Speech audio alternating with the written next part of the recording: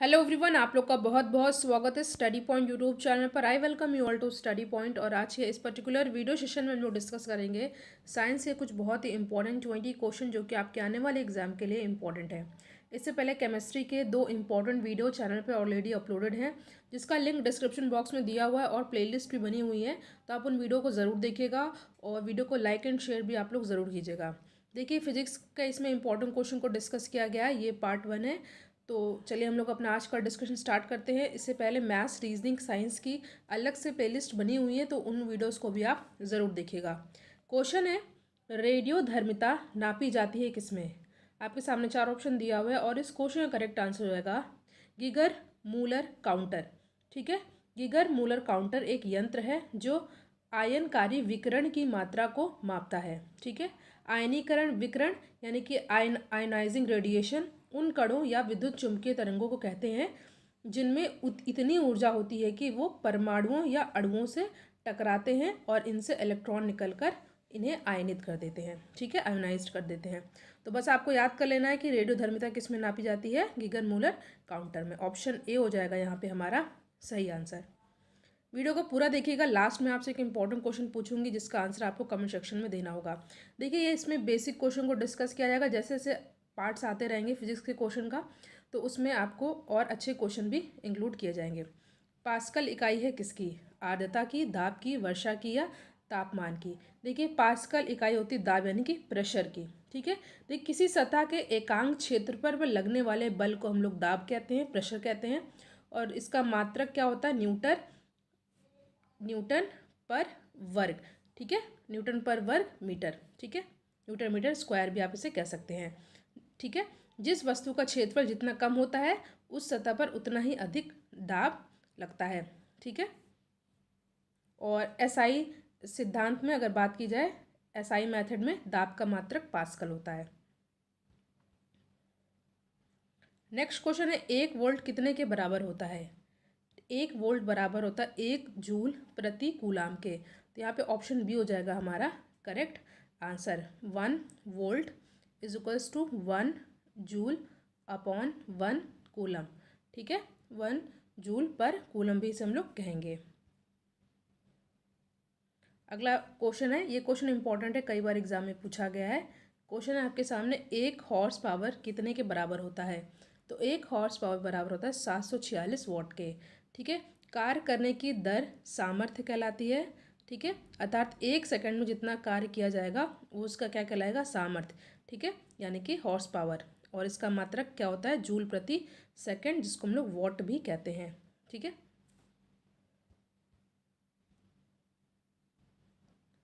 पराध्वनिक गति का मापांकन किस इकाई में होता है? हर्ट्स में, मैक में, नॉट या रिक्टर? तो इस क्वेश्चन का करेक्ट आंसर होगा मैक। ठीक है, पराध्वनिक गति जिसको हम इंग्लिश में क्या बोलते हैं? Super sonic speed. ठीक है, इसके माप जो है मैक या मैक नंबर की सहायता से की जाती है। अगला क्वेश्चन है आपके सामने, सागर की गहराई को मापने के लिए कौन सा उपकरण इस्तेमाल किया जाता है? ठीक है, 4 ऑप्शन आपके सामने दिया हुआ है, फेदोमीटर, यूडियोमीटर, बैरोमीटर या पेरिस्कोप। और इस क्वेश्चन का करेक्ट आंसर होगा फेदोमीटर। ठीक है, फेदोमीटर नामक यंत्र का उपयोग हम लोग सागर की गहराई को मापने में करते हैं। अगला क्वेश्चन, ये क्वेश्चन इंपॉर्टेंट है, एग्जाम में पूछा जाता है, तो आप लोग इसको याद कर लीजिएगा, कई बार एग्जाम में ये क्वेश्चन पूछा गया है। ठीक है, सागर की गहराई को मापने के लिए हम लोग उपकरण का इस्तेमाल करते हैं, ये है फेदोमीटर। नेक्स्ट क्वेश्चन है, बार किसकी इकाई है? तो बार इकाई होती है किसकी? मैंने डिस्कस किया था, होता है वायुमंडलीय दाब की। ठीक है, बार इकाई होती है किसकी? बार यूनिट होती है वायुमंडलीय दाब की, एटमॉस्फेरिक प्रेशर की। ठीक है, और 1 बार बराबर होता है किसके? 10⁵ पास्कल। ठीक है, पास्कल मैंने आपको बताया था, प्रेशर को मापते हैं। न्यूटन किसकी इकाई है? आपके सामने 4 ऑप्शन दिया हुआ है, चाल, बल, आयतन या क्षेत्रफल। ये आसान प्रश्न है, इसका आंसर आपको कमेंट सेक्शन में देना है। ठीक है, इजी क्वेश्चन है, इसको मैंने कई बार आपसे डिस्कस किया है। आपको बताना न्यूटन किसकी इकाई है, चाल की, बल की, आयतन की या क्षेत्रफल की? इसका आंसर आप लोग कमेंट सेक्शन में दीजिएगा, आसान प्रश्न है। नेक्स्ट क्वेश्चन है, निम्नलिखित में से कौन सी भौतिक राशि अन्य से भिन्न है? कार्य, गतिज ऊर्जा, बल या स्थितिज ऊर्जा। यहाँ पे ऑप्शन सी हो जाएगा हमारा करेक्ट आंसर। क्यों? देखिए, भौतिक राशियों को सामान्यतः दो भागों में हम लोग डिवाइड करते हैं। पहला होता है अदिश राशि स्केलर और दूसरा होता है सदिश वेक्टर क्वांटिटी। ठीक है, अदिश राशियों के निरूपण के लिए केवल परिमाण की आवश्यकता होती है और डायरेक्शन यानी कि दिशा की आवश्यकता नहीं होती है, जबकि सदिश राशियों के लिए हम लोग को परिमाण के साथ साथ दिशा की भी आवश्यकता होती है। ऊर्जा यानी कि ऊर्जा में दो आते हैं, गतिज ऊर्जा और स्थितिज ऊर्जा, और कार्य ये सारी अदिश राशियां हैं और बल जो है ये सदिश राशि है। ठीक है, तो ये अलग है, तो ऑप्शन सी हो जाएगा हमारा सही आंसर। याद कर लीजिएगा, सदिश और अदिश। सदिश में दिशा भी होगी, अदिश में दिशा नहीं होगी, परिमाण दोनों में होता है। ये भी क्वेश्चन इंपॉर्टेंट है, एग्जाम में पूछा गया प्रश्न है। कार्य तथा ऊर्जा की इकाई क्या होती है? जूल, एम्पियर, मीटर या किलोग्राम। तो इसका सही आंसर हो जाएगा जूल। ठीक है, कार्य क्या होता है? कार्य होता है बल गुणे विस्थापन। ठीक है, ये भी आप लोग याद कर लीजिएगा, जिसको हम न्यूटन मीटर में भी कहते हैं, न्यूटन मीटर भी कहते हैं, और ये जूल के बराबर होता है। न्यूटन मीटर इस जूल। किसी वस्तु के कार्य करने की क्षमता को उस वस्तु की ऊर्जा कहते हैं और इसका मात्रक जूल होता है। ऑप्शन ए हो जाएगा यहाँ पे हमारा सही आंसर। देखिए, वीडियो को आप लोग लाइक और शेयर जरूर करिएगा, और जो डिस्क्रिप्शन बॉक्स में केमिस्ट्री के 2 इंपॉर्टेंट वीडियो अपलोड किए गए हैं उसका लिंक दिया हुआ है, तो उस वीडियो को भी आप लोग ज़रूर देखिएगा। उसमें इंपॉर्टेंट केमिस्ट्री के वीडियो को, केमिस्ट्री के क्वेश्चन के डिस्कस किया गया है बहुत अच्छे से। नेक्स्ट क्वेश्चन है आपके सामने, आर्द्रता किससे मापी जाती है? हाइड्रोमीटर, बैरोमीटर, हाइग्रोमीटर या थर्मामीटर। तो आर्द्रता नापी जाती है किसमें? हाइग्रोमीटर में। इंपॉर्टेंट क्वेश्चन है। ह्यूमिडिटी, ऐसे याद कर लीजिए, ह्यूमिडिटी एच से स्टार्ट होती है, इसको ह्यूमिडिटी को हम लोग हिंदी में आर्द्रता बोलते हैं, और इसको हम लोग हाइग्रोमीटर से जो है इसको मापते हैं। ठीक है, मेज़र करते हैं। ह्यूमिडिटी यानी कि आर्द्रता, इसको मापी जाती है किसमें? हाइग्रोमीटर में। ऑप्शन सी हो जाएगा यहाँ पे हमारा सही आंसर। नेक्स्ट क्वेश्चन है, सुपरसोनिक स्पीड मापने की यूनिट क्या है? अभी मैंने पीछे के क्वेश्चन को डिस्कस किया था, इसको रिक्टर, हर्ट्ज, मैक या नॉट। क्वेश्चन फिर से पढ़ लीजिए। सुपरसोनिक स्पीड मापने की यूनिट क्या है? आपके सामने 4 ऑप्शन दिया है, रिक्टर, हर्ट्ज, मैक या नॉट। तो इस क्वेश्चन का करेक्ट आंसर होगा ऑप्शन नंबर सी, मैक। अभी एक क्वेश्चन मैंने डिस्कस किया था इसी वीडियो में, उसमें मैंने ये डिस्कस किया था। ऑप्शन सी हो जाएगा यहाँ पे हमारा सही आंसर। ठीक है, सुपरसोनिक स्पीड मापने की यूनिट को मैक है, और मैक नंबर निकालने का एक फॉर्मूला होता है जिसका होता है अनुपात, यानी कि अनुपात। इसको आप लोग ऐसे याद कर लीजिए, पूछा तो नहीं जाता बट आपको पता होना चाहिए।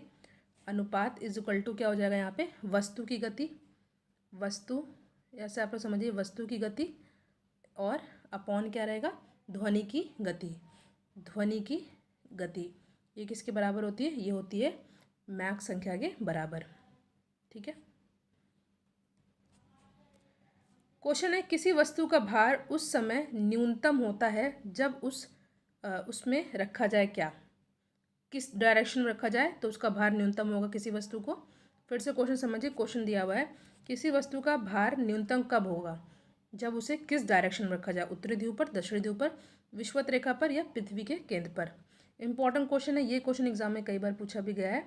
तो इस क्वेश्चन का करेक्ट आंसर होगा ऑप्शन नंबर डी, पृथ्वी के केंद्र पर अगर किसी वस्तु को रखा जाए तो उस वस्तु का भार न्यूनतम होता है। तो ऑप्शन डी हो जाएगा हमारा सही आंसर। अगला प्रश्न आपके सामने, यदि m द्रव्यमान का एक प्रोटॉन प्रकाश के वेग के साथ गति कर रहा है तो इसका द्रव्यमान क्या होगा? अपरिवर्तित होगा, अधिक परंतु सीमित होगा, असीमित होगा या शून्य होगा? तो इस क्वेश्चन का करेक्ट आंसर होगा अपरिवर्तित होगा। यदि m द्रव्यमान का एक प्रोटॉन प्रकाश के वेग से गति कर रहा है तो उसका द्रव्यमान अपरिवर्तित होगा। ऑप्शन ए हो जाएगा हमारा सही आंसर। अगला क्वेश्चन है, डायनमो ऊर्जा परिवर्तित करता है किसमें? तो ये यांत्रिक ऊर्जा को विद्युत ऊर्जा में कन्वर्ट करता है। मैकेनिकल एनर्जी को इलेक्ट्रिकल एनर्जी में कन्वर्ट करता है क्या? डायनमो। ठीक है, डायनमो एक तरह से विद्युत जनरेटर का ही दूसरा नाम होता है। आमतौर पर इसका जो है कार्य होता है जनरेटर। ठीक है, इसका मतलब इसका आमतौर पर इसका तात्पर्य क्या होता है? जनरेटर या जनित्र, जो कि आपको बताया मैंने यांत्रिक को विद्युत ऊर्जा में कन्वर्ट करता है, परिवर्तित करता है।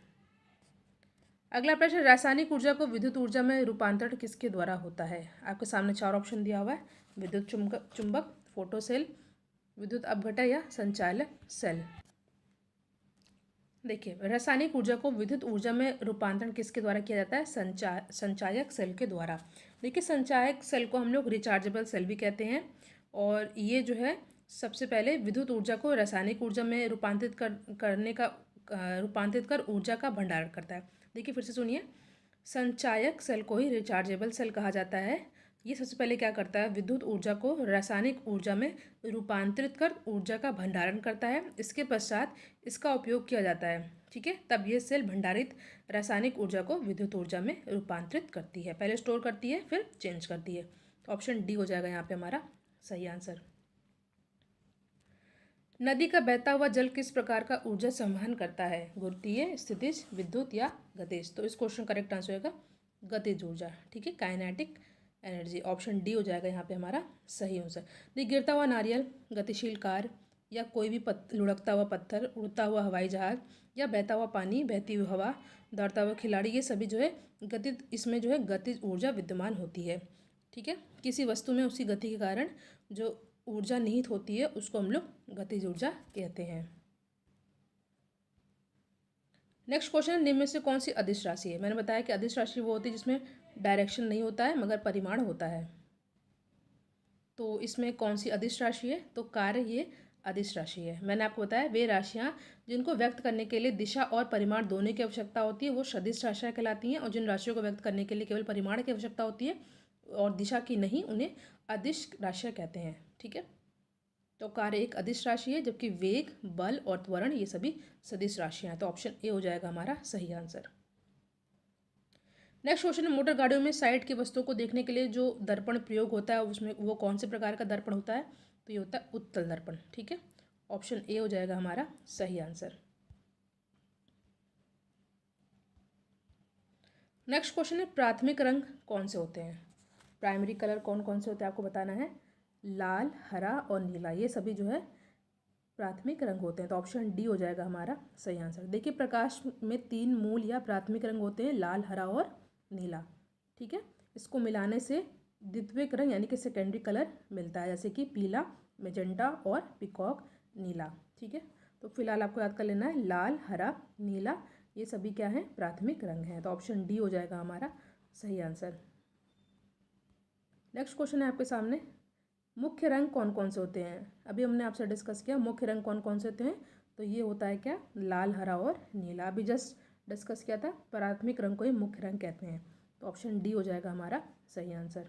देखिए, यहाँ पे हमने फिजिक्स के कुछ बहुत ही इंपॉर्टेंट क्वेश्चन को डिस्कस किया जो कि आपके आने वाले एग्जाम के लिए इंपॉर्टेंट है। वीडियो को लाइक एंड शेयर आप लोग ज़रूर कीजिएगा, और जो क्वेश्चन मैंने आपसे सिंपल सा क्वेश्चन पूछा है इसका आंसर आप लोग कमेंट सेक्शन में ज़रूर दीजिएगा। Thank you so much for watching. Thank you.